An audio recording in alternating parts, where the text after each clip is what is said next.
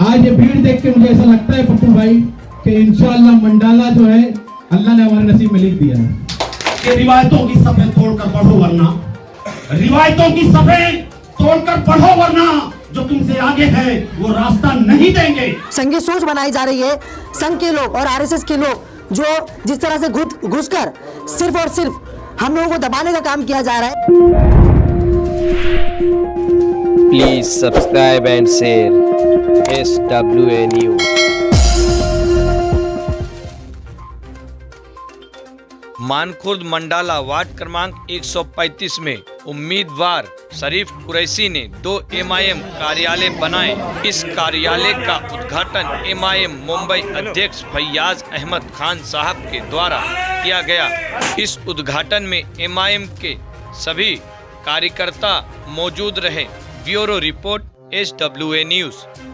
Sir, आज mandala में 2 MIM के ऑफिस का ओपनिंग हुआ है और आप यहाँ पर तशरीफ लाए, तो ऑफिस के बारे में क्या कहना चाहेंगे? देखिए, मंडाला जो है ये बम्बई शहर में गांव, बम्बई शहर में होते हुए गांव है। ये बम्बई शहर एशिया की सबसे बेहतरीन सिटी है और सिटी में गांव बसा हुआ है मंडाला और गोंडी। उस गांव में 2 ऑफिस की ओपनिंग किया हूँ मैं। ये सोच हमारी कि इसको शहर में शामिल करें, इसको शहर बनाएं हम लोग। क्या लगता है ये सोच आगे आने वाले चुनाव में कामयाब होते हुए नजर आएगी? मेरा भाई, सोच ही सबसे इम्पोर्टेंट चीज़ है। जब तक का सोचेंगे नहीं, उठेंगे नहीं, चलेंगे नहीं, बोलेंगे नहीं, फिरेंगे नहीं। सोच सबसे पहले बिल्डअप होनी चाहिए, उसके बाद कार्य इंसान करता है। तो मेरी सोच है, मजलिस इत्तेहाद मुस्लिमीन की सोच है, जहाँ पे गरीब है, कुचला दबा तबका है, उसके लिए सोच है उनको मजबूत देना, मुस्तहकम करना और उनकी फलाह के लिए काम करना। उसके लिए यहाँ पर हम लोग आए हुए। आप अभी इस वक्त बता रहे थे कि स्पोर्ट के लिए कुछ करने वाले, तो क्या किस तरह से तैयारी? जी, मंडाला में कुछ जगह पीछे मैंने देखा है, एक प्लॉट देखा मैंने, काफ़ी बड़ा प्लॉट है वो। तो यहाँ के जो मेरे कारकुन हैं मजलिस के, जैसे शरीफ भाई हुए, मुन्ना भाई हुए, सईद भाई हुए, शमीम भाई हुए, तो उनसे मैंने अपील की है कि यहाँ बच्चों के लिए खेलने की जगह नहीं है। तो मैं अपने यहाँ पर जिस तरह से एकेडमी चलाता हूँ फुटबॉल की, टीपू सुल्तान स्पोर्ट्स क्लब के नाम से, मैं चाहता हूँ फुटबॉल की एकेडमी यहाँ पे चालू करूँ मैं, जिससे 5 साल का बच्चा भी है, 8 साल का बच्चा भी आवे, 12 साल का बच्चा भी है, 14 साल का बच्चा आवे। बच्चे खेलेगा, थकेगा, सोएगा, तो ये नशा वगैरह जो है इनसे दूर रहेगा।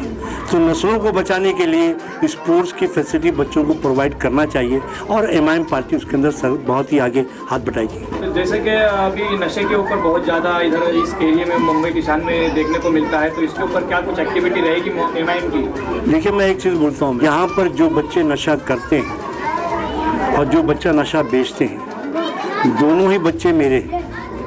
लेकिन नशा बेचने वाले बच्चे के साथ क्या हुआ, वो नशा कैसे पकड़ा, इसको देखने की ज़रूरत है। पहले उसको नशेड़ी बनाया जाता है, फिर नशा बेचने वाला बनाया जाता है। नशा बेचने वाला बच्चा भी मेरा है और पीने वाला बच्चा मेरा है। हम किसको क्या करेंगे? आज 27 से 28% बच्चे जेलों में नशे की तादाद में, और सबसे कम उम्र के बच्चे जो कि गोंडी हुआ, चीता कैंप हुआ, इन इलाकों से गए हैं, जेलों में गए। तो ये सब नशे की देन है मेरा भाई।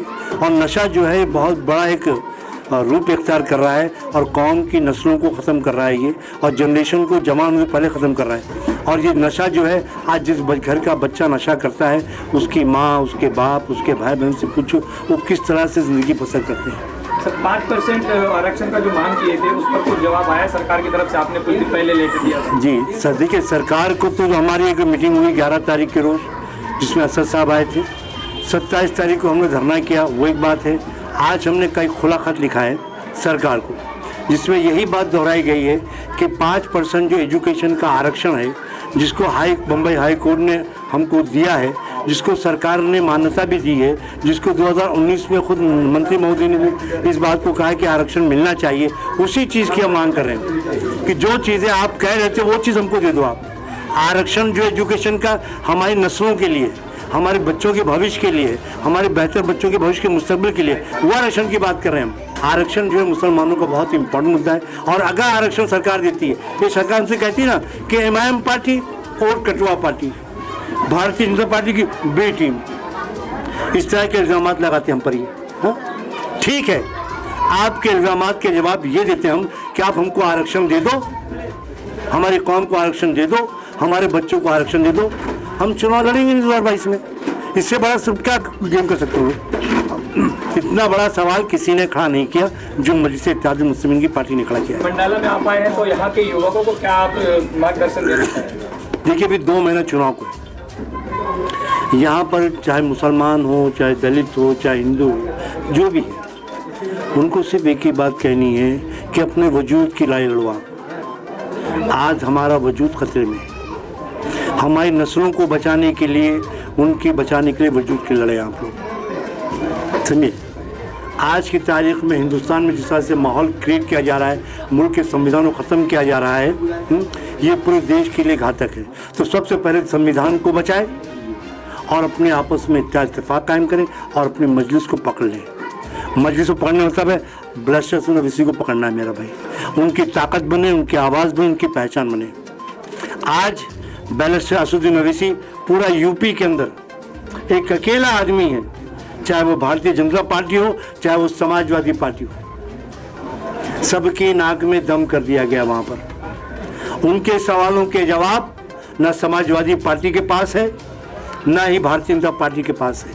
और समाजवादी पार्टी खुद कहती है हमको वोट कटवा, बी टीम। तो मेरा सवाल ये है मुलायम सिंह से, अखिलेश से भी, तुम्हारी भाभी भारतीय जनता पार्टी में चली गई, आधा परिवार भारतीय जनता पार्टी में चला गया। अभी कौन से आदमी को उन्होंने लिया है, क्या नाम उसका?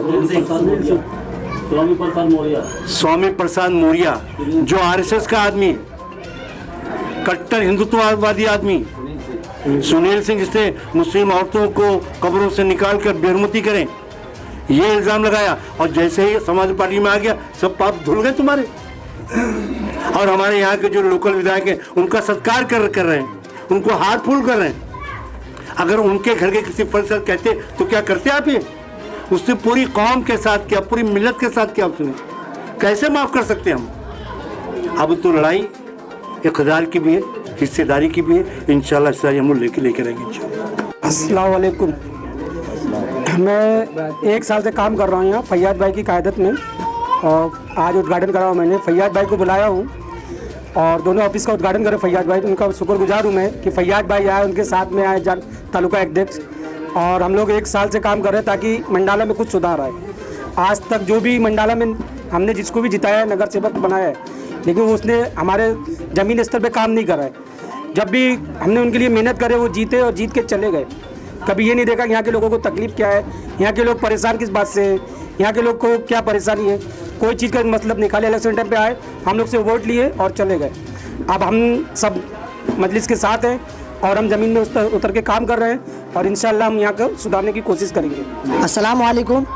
मैं तारिक खान, MIM गोंडी तालुका टीम का कोऑर्डिनेटर और जॉइंट सेक्रेटरी। मेरे मुंबई सदर फयाज़ अहमद खान साहब बैठे हुए हैं। इनकी क़यादत में हम लोग जो है, वैसे तो मैं 2013 से जुड़ा हुआ हूँ मजलिस इत्तेहादुल मुस्लिमीन में, लेकिन जब से हमारे मुंबई सदर फयाज़ अहमद खान साहब मुंबई के सदर अपॉइंट हुए हैं, तब से लेकर उन्होंने सिर्फ एक ही बात कही है कि ऑल ओवर मुंबई में जहाँ कहीं भी मजलिस इत्तेहादुल मुस्लिमीन का कैडर मजबूत होगा, संगठन मजबूत होगा, वहाँ पर उम्मीदवारों को मजलिस के इलेक्शन लड़ाया जाएगा। और अल्हम्दुलिल्लाह MIM गोंडी टीम का कोऑर्डिनेटर होने के नाते मैं मुंबई सदर फयाज़ अहमद खान साहब को और आवाम तक का यह बताना चाहूँगा कि मानखुर्द शिवाजी नगर तालुका 171 विधानसभा में इस वक्त कम से कम 400 कार्यकर्ताओं का, MIM के वर्करों का संगठन मजबूत है। वार्ड नंबर 135 मंडाला में 100 लोगों का कार्यकर्ताओं का टीम संगठन मजबूत है। हमारे मुन्ना अली सैयद भाई वार्ड अध्यक्ष है इस वार्ड नंबर 135 के, शरीफ भाई है, शाहिद भाई है, मुन्ना अली भाई है, इरफान भाई इस वार्ड के GS। ये लगातार हम लोग जो है आवाम के बीच में जाकर मजलिस के मैसेज को पहुंचा रहे हैं, बैरिस्टर असदुद्दीन ओवैसी साहब को पैगाम को पहुंचा रहे हैं, किस तरह से मुस्लिम लीडरशिप को खड़ा करना है।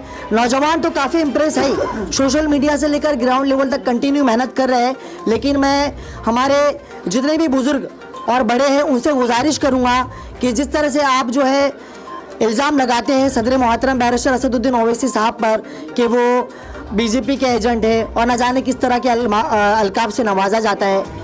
बिहार के MLA के इलेक्शन के टाइम उलमाए कराम के एक वफद ने बैरिस्टर असदुद्दीन ओवैसी साहब MIM सुप्रीमो से सवाल किया कि आप पर जो इल्ज़ाम लगता है आप BJP के एजेंट हैं, तो उस पर बैरिस्टर असदुद्दीन ओवैसी साहब ने कहा कि मैं उम्र की टिकट निकलवाता हूँ और आप भी मेरे साथ में चलिए और रोज़ा रसूल सल्लल्लाहु अलैहि वसल्लम के सामने बैठकर मुझसे जिस तरह की और जैसे भी कसम खिलवाना है कि मैं इनको फ़ायदा पहुंचा रहा हूं या नहीं पहुंचा रहा हूं, वैसी कसम खिलवा लीजिए। अब आप बताइए, इससे बड़ी कोई कसम हो सकती है क्या?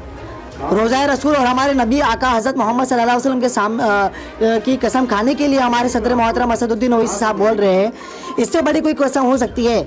असद साहब तो यहाँ कहने के लिए आए कि मैं मुस्लिम लीडरशिप को खड़ा करने आया हूँ। पछड़ों और बैकवर्ड क्लास के तबकों की जो है आज लीडरशिप ख़त्म की जा रही है, जिस तरह से संघी सोच बनाई जा रही है, संघ के लोग और RSS के लोग जो जिस तरह से घुस कर सिर्फ और सिर्फ हम लोगों को दबाने का काम किया जा रहा है। असदुद्दीन ओवैसी साहब पूरे भारत में, पूरे हिंदुस्तान में MIM की लीडरशिप को खड़ा करके, मुसलमानों की लीडरशिप को, दलितों की लीडरशिप को एक करके एक मजबूत सियासी क़यादत को खड़ा करना चाहते हैं। तो जैसा कि मैं आपको मिसाल बताना चाहूँगा कि महाराष्ट्र में कोई सांसद नहीं था 15 साल से, लेकिन मजलिस इत्तेहादुल मुस्लिमीन के औरंगाबाद से member of parliament Imtiaz Jaleel साहब चुने गए और माशाल्लाह और सुम्मा अल्हम्दुलिल्लाह 53,000 की वोटों की लीड से वो जीते और शिवसेना के 20 साल के MP को हराया और हमारे बीच में है वो और महाराष्ट्र के सदर है। तो इसी तरह से मैं कहना चाहूँगा, अपील करना चाहूँगा, आने वाले के BMC के इलेक्शन में नौजवान और बुजुर्ग और हमारी माँ और बहनें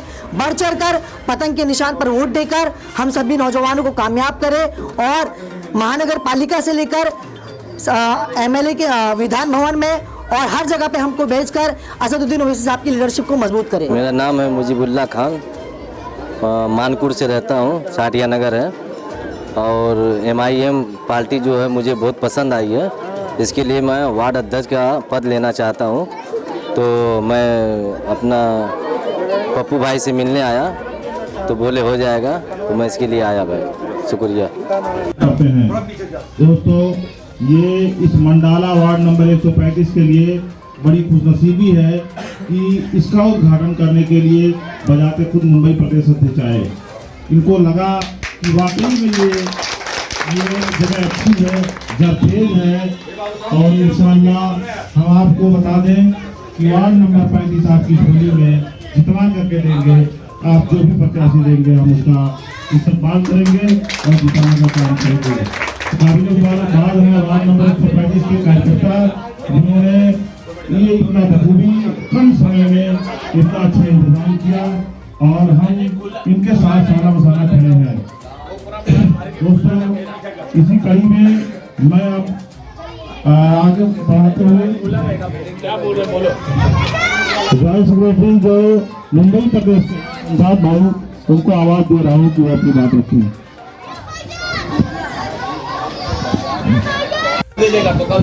सबका बहुत बहुत इस्तकबाल करता हूँ और शुक्रिया अदा करता हूँ कि आप लोगों ने इतनी मोहब्बत दिखाई, इतना प्यार दिखाया और मैं ये कोशिश करूँगा कि ये कोशिश रहेगी कि हम लोग आप तक पहुँचते रहें और आपकी मुश्किलों और परेशानियों को दूर करने के लिए हमारे यहाँ MIM के जो भी लोग होंगे आप उनसे संपर्क करें, ताल्लुकात में रहें। जैसा कि आप सभी जानते हैं, इलेक्शन का दौर नजदीक है, 1-2 महीने में इलेक्शन होने वाले हैं। लोगों को बहुत सी उम्मीदें आपके जरिए से, मंडाला के लोगों के जरिए से MIM को है और हमारे सदर मुंबई के जनाब मोहतरम फैयाज अहमद खान साहब को भी आप लोगों से उतनी ही ज्यादा उम्मीदें हैं, क्योंकि आप लोगों का प्यार देखकर, अब तक की जो आप लोगों की रिपोर्ट आई है उसे देखकर ऐसा उम्मीद किया जा रहा है कि आने वाले इलेक्शन में मंडाला के लोगों का प्यार MIM की तरफ बरसेगा। मैं आपको एक बात बताना चाहूंगा कि MIM सिर्फ एक सियासी पार्टी नहीं है, ये आप लोगों की एक जमात है। ये ऐसे लोगों की जमात है जो झोपड़ों में रहते हैं, गरीब हैं, जिन्हें सरकार ने अब तक दबाया है, हमारे हकों को दबाया है। हम तक कोई चीज ऐसी नहीं पहुंचने दी जो कि हमारा हक था। एजुकेशन में हमारा हक था, लेकिन हमको नहीं दिया गया। माइनॉरिटीज को आज तक के हमारे जितने भी अधिकार थे सबसे वंचित रखा गया। तो इस इलेक्शन के जरिए हम सरकार तक अपनी ये बात पहुंचाना चाहते हैं कि अगर वो चाहते हैं कि ये जो जिसे आप B टीम कहते हैं, चलिए हम मान लेते हैं तो ये बी टीम आपके रास्ते से हट जाएगी।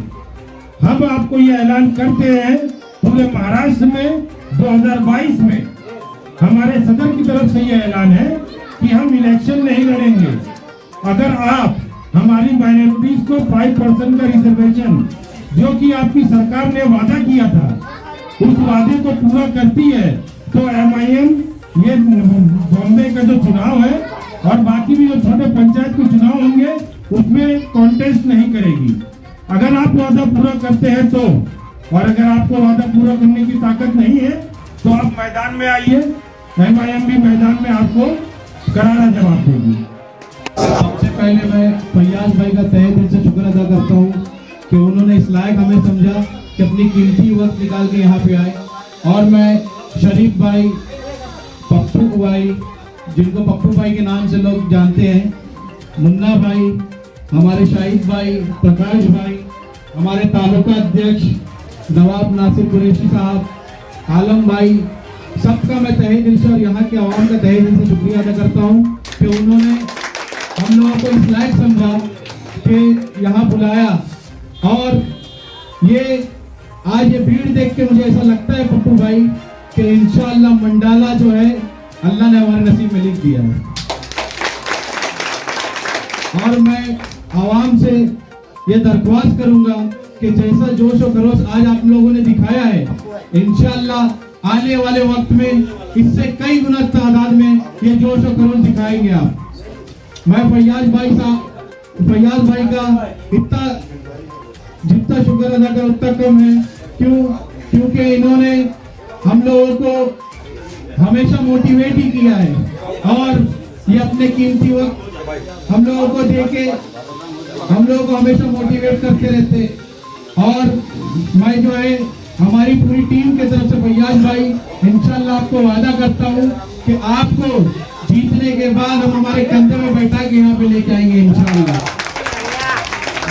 मंडाला की जो आवाम है, यहाँ के आवाम तकीनात करते रहे, ये सोचते रहे कि ये मजदूर है, पढ़े लिखे नहीं है, लेकिन उनको ये नहीं मालूम कि यहाँ के जो वोटर है, यहाँ की जो आवाम है वो बिकने वाली नहीं है। सिर्फ और सिर्फ यहाँ मोहब्बत चलता है और इंशाअल्लाह इस दफा मोहब्बत इन लोग पतंग उड़ा के दिखाएंगे। चाहे वो कोई भी ताकत हो, चाहे वो कोई भी हो, ये कहता हो कि मजलिस इत्तेहादुल मुस्लिमीन कुछ नहीं कर पाएगी, तो आज मैं उनको ये बताना चाहता हूँ कि फैयाज अहमद खान साहब, बैरिस्टर असदुद्दीन ओवैसी साहब की सरपरस्ती में इंशाअल्लाह मुन्ना भाई और उनकी पूरी टीम दिखा देगी कि आज दीवाने निकल चुके हैं। अस्सलाम। लाल पीले कई रंगों के अलम आएंगे, लाल पीले कई रंगों के अलम आएंगे और यही होगा कि इंशाअल्लाह हम आएंगे और अब के बरस तुमने जमीनों में धुआं बोया है, अब शाखों पर फल नहीं बम आएंगे। जनाब महबूब खान साहब हमारा सदन मौजूद है, हमारी हिम्मत को आगे बढ़ाने के लिए हमारे फैयाज खान साहब, क्योंकि मेरा बचपन इनकी गली में गुजरा है, मैं वहीं बदलपुरा का रहने वाला हूँ, मैं इनको जानता हूँ और बहुत करीब से जानता हूँ। मोहतरम आली जनाब इज्जत माब शरीफ कुरैशी उर्फ पप्पू साहब, मुन्ना भाई वार्ड नंबर 135 के सदर, शाहिद भाई साहब, प्रकाश जायसवाल साहब, महबूब खान साहब सीनियर लीडर, हाजी अबू साहब, नासिर भाई नवाब साहब, आलम भाई, मोहम्मद शमशाद साहब, मुजफ्फर भाई, और जो दूर दराज से मेरे सामने सामाईन हजरात बैठे हैं, मैं उनका शुक्रिया अदा करता हूँ। मेरे सामने, मेरे बगल में, मेरे दाएं जानिब नशिस्त पर बैठे मेरे अजीज मोहतरम साबिक एमएलए, डैशिंग एमएलए, मुंबई के रूहे राणा, ऑल इंडिया मजलिस इत्तेहादुल मुस्लिमीन के सदर अली जनाब फैयाज खान साहब बैठे हैं। उनकी शान में बस इतना कहूंगा कि आप आए बस में इतना तो हमने देखा था, आप आए बस में इतना तो हमने देखा था, फिर उसके बाद चिरागों में रोशनी न रही, फिर उसके बाद चिरागों में रोशनी न रही। और मेरे दोस्तों, सियासत के ताल्लुक से एक शेर कहूंगा कि रिवायतों की सफें तोड़कर पढ़ो वरना, रिवायतों की सफें तोड़कर पढ़ो वरना जो तुमसे आगे है वो रास्ता नहीं देंगे। सियासत इतनी जरूरी है जितना जरूरी आपके जिस्म पे लिबास है। सियासत इतनी जरूरी है जितना जरूरी आपके जिस्म के लिए, आपके सेहत के लिए खाना है। सियासत इतनी जरूरी है, सियासत यह तय करेगी कि आपको यहाँ कितने बजकर कितने मिनट तक बैठना है। सियासत यह तय करेगी कि ये पंखा कितने बजे तक चलेगा। सियासत यह तय करेगी ये लाइट कितने बजे तक चलेगी। सियासत यह तय करेगी कि ये प्रोग्राम कितने बजे तक होगा। सियासत यह तय करेगी कि आपका बच्चा मदरसा जाएगा, विद्यालय जाएगा, स्कूल जाएगा कि नहीं जाएगा। सियासत यह तय करेगी कि आपका बच्चा स्कूल जाएगा तो सरस्वती वंदना पढ़ेगा या वंदे मातरम पढ़ेगा या सारे जहां से अच्छा ही दौड़ता पढ़ेगा। अल्लामा इकबाल ने शेर कहा था कि सबक पर सदाकत का सुजात का दिया जाएगा तुझसे काम दुनिया की इमामत का। आज हम कितने पीछे हैं। सियासत बहुत जरूरी है मेरे दोस्तों। मैं इसके बाद वक्त की बड़ी कमी है। हमारे बीच में 136 के डैशिंग कैंडिडेट जनाब तबरेज खान साहब भी आ चुके हैं। मैं इस शेर के साथ सदर मुंबई को आवाज दूंगा कि प्यास कहती है चलो रेत निचोड़ा जाए, प्यास कहती है चलो रेत निचोड़ा जाए। अब अपने मुकद्दर में समंदर नहीं आने वाला और अपने काबा की हिफाजत करनी है हमें। अब अबाबिलों का लश्कर नहीं आने वाला। अली जनाब सरकार जनाब फैयाज खान साहब